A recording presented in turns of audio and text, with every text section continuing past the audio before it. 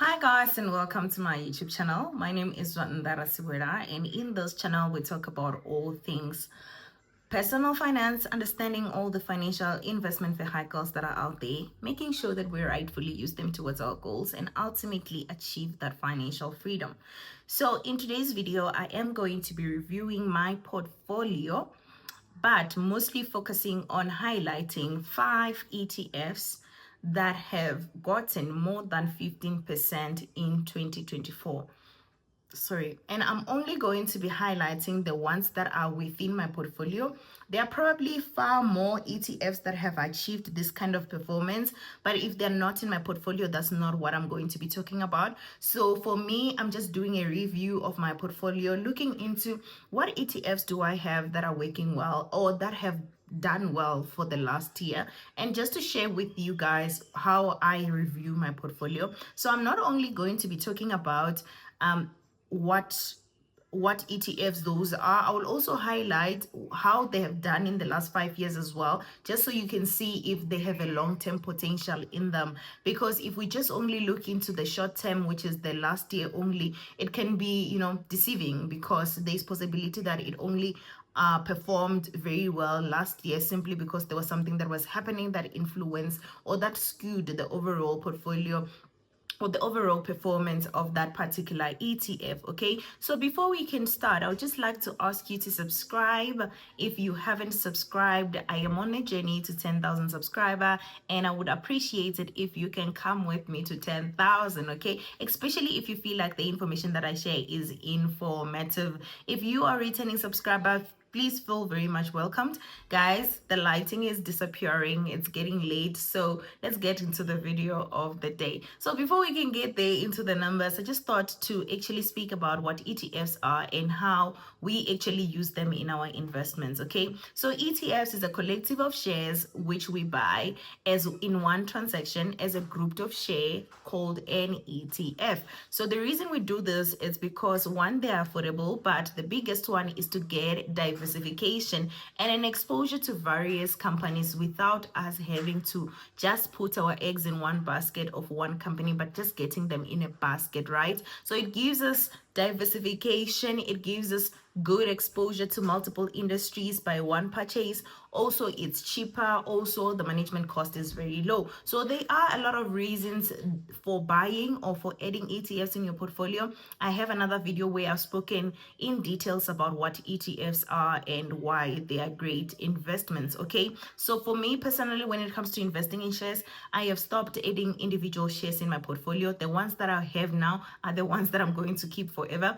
Similarly to ETFs, I think I said this in my previous video, that the maximum you can have, it's actually 5. You don't need 13, just like me, and for me, I have 13 now, and I'm working on reducing from 13 to at least 8 in 2025, and I'll probably see if I can consolidate some going forward, to making sure that I have very concise ETFs that I can buy every month all the time, just consolidating and making sure that I have my focus, my narrow focus in those particular ETFs. There is such a thing called over diversification, guys. When you just have multiple ETFs, so many ETFs, don't wonder if you can't see growth because you're too diluted, and that is what over diversification is. So for me, I'm trying to maximize my growth, so my focus is mainly going to be in foreign ETFs, because that's where I see that there's potential of growth year on year, annualized over a long period of time. And also, because I have a long-term view on my investment strategy, I believe that time, compound interest, but plus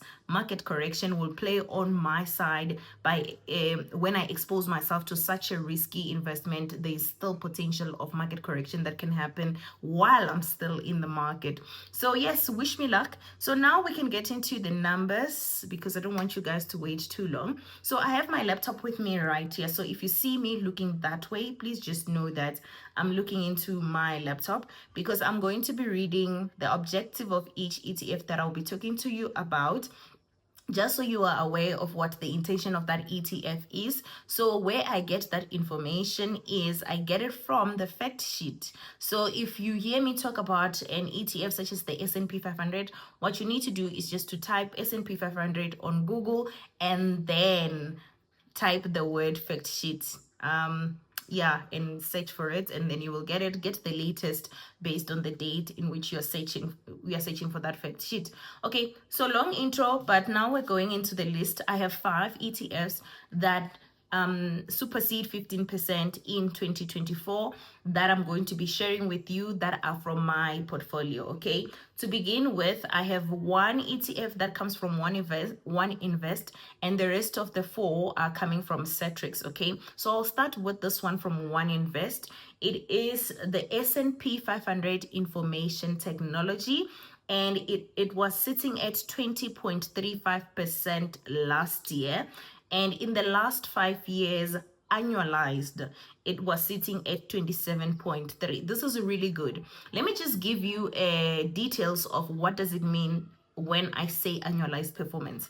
This means that if you owned this ETF from the last 5 years, you would have realized at least 27.3% year on year of those 5 years. So these 5 years annualized, it's a good direction of averaged out of those performances of over the last 5 years. What was the average percentage of performance with that particular ETF? So it's a good way of seeing if an ETF has a potential of a long-term performance, right? So for me, this is good. And even before I knew this, I knew that there is a potential in the information technology part of the S&P 500. So this is not the plain S&P 500, although I have it on a separate account, the S&P 500. The information technology one is the one that focuses on information technology companies. Yes, the top 500 companies in the US, but the information technology side of things. So, and the top 10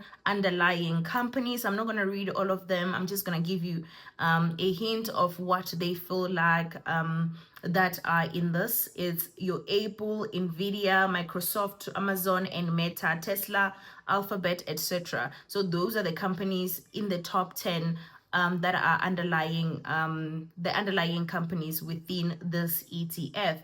So this is one of the ETFs that I'll probably be buying ongoing. And when I top up my tax-free savings account in March, I will definitely be buying more of this one. So the second one is the top 40. So now we are coming local. We were in the US, now we are coming local. So like I said, I am going to look for the top 40 fact sheet here on the Satrix website so that we can read the objective of these ETF. There's just so many. Oh, got it. Someone is sending me a message. Okay, that's not very important. You guys are more important, huh? Okay, so the objective of this ETF, they say that it tracks the performance of the JSE Top 40 Index, which includes the 40 largest companies on the JSE. And of course, there's further more details that you can read. But for me, that's enough to know that it's just the 40 largest companies that are being tracked here. And if you look into the industries within which this company focuses on, you realize that 23% of the companies are actually banks, and then followed by basic resources, which is 19.8, technology at 16%, personal care and drugs, I think this is including pharmaceutical, is 6%, and insurance is at 6%, telecommunication 5%, and the rest of other industries are actually smaller contributors, right? So one of the things that I wanted to highlight here is that the performance over 2024 was 18.7%, which is good for a South African based ETF, which is focusing on South African company. That's good. And annualized is actually 12.5, and that's not bad, because that would mean that year on year for the last 5 years, if you had invested your money, you would have gotten year on year 12.5, which is good because it's above 10% year on year. So another one that I will go to is Fin 15. And as the name says, it's top 15 financial companies. Let me just go to it. Got it. Let me just open it so that I can read the objective of this for you. So it says that if you're looking for a concentrated financial sector exposure, then this is the ETF for you. The fund tracks JSE Financial 15 Index, which includes the largest 15 companies that are listed on the JSE by investable market capital. Okay, so the industries that are in here, of course, it's financials, but they have banks with 67%. They also have insurances at 17%, real estate at 8%, and financial services at 7%. So as you heard, the top 40 already has the maximum being banks, meaning that if you have top 40 and you also have this financial 15 ETF, you're maximizing on your banks, right? So that's something to keep in mind, because you could be double dipping, okay, or over diversification, okay? So one of the things that I also wanted to highlight in this one is the performance itself is sitting at 19.7 in 2024, but year on year for the last 5 years it's 10.26, meaning that it's just barely above 10%, you know, but because it's still above 10%, for me, I think that's good. For the last 5 years, if you had kept your money, you would have averaged out to 10.26%, which is good. So one of my favorites that we're going to is the NASDAQ 100. I love this ETF, similarly to the info technology. So NASDAQ 100 did 18.34 in 2024, and annualized year on year for the last 5 years is 24.1. Imagine if you had kept this ETF for the last 5 years, you would have achieved or realized year on year performance of 24.1%. That's very, very good. So let's go and actually understand more on what this ETF is from the fact sheets. And I'm going to the Satrix website. Like I said, guys, only one ETF from the ETFs that I'm reading here was from One Invest. The rest of them are from Satrix. Okay, so I'm just going to NASDAQ 100 to read the fact sheet. Just hold on. It's getting late. Maybe my eyes are not seeing well. Got it.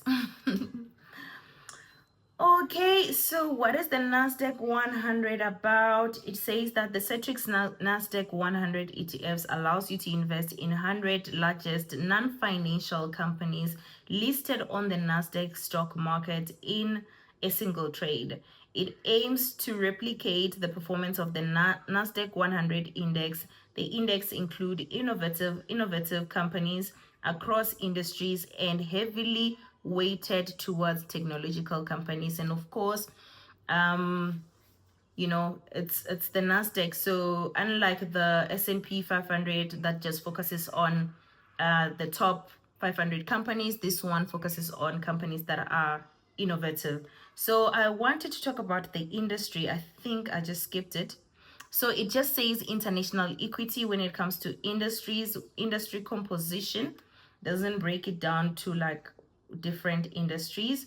And now I wanted to go to the performance. So in terms of performance, I think I've already told you it's 18.34 in 2024 and year on year 24.1. But I want to open the fact sheet just so we can talk about companies that are in the NASDAQ 100. So the reason I'm opening this up is because if you look into information technology S&P 500 that I started with, plus the NASDAQ 100, you realize that the top 10 companies are actually the same. So it's something to be cautious of, because if the top 10 composition comprises of more than 50% of the overall ETF, then maybe you're over diversified. I'm not confirming. You need to look into that based on the percentage portion that that particular company holds in the ETF.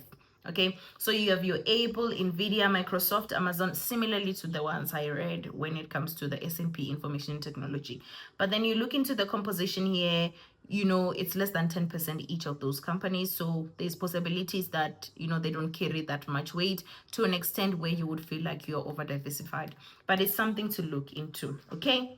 And then lastly, we have the Resi 10. So the Resi 10, this one is quite interesting to be honest. The Resi 10 year on year, it's sitting on, annually, it's sitting on 25.69. That's last year, right? But year on year for the last 5 years is sitting at 10.5. For me, I think if it's a South African ETF and year on year for the last 5 years is able to achieve 10%, is doing well. However, I have a thing that is really bothering me with this one, because this Resi 10 has been bad because resource industry is not doing well. But since January until now, February, it has a growth of 17%, meaning that majority of this 25% is coming from the last month. And I'm not sure if this is true growth or something that was done based on some perception of some political statement that was released, So it's something to be curious, it's something to be cautious of, and go and search further if that's something that you want to keep, because you cannot just keep for the sake of keeping. So we need to know, where does the growth come from? Is this growth sustainable or not, for us to know when we can add, whether we can add it on our portfolio or not. Guys, I will try to put the screenshots on the video just so you can have the visuals of what I was talking about, because I think I was speaking too fast to make sure that the video is not too long. But thank you if you've watched until here. For in honor of the lighting in this video, please give me a yellow heart on the comment section, then I will know you watched until the end, and I very much appreciate it. Goodbye.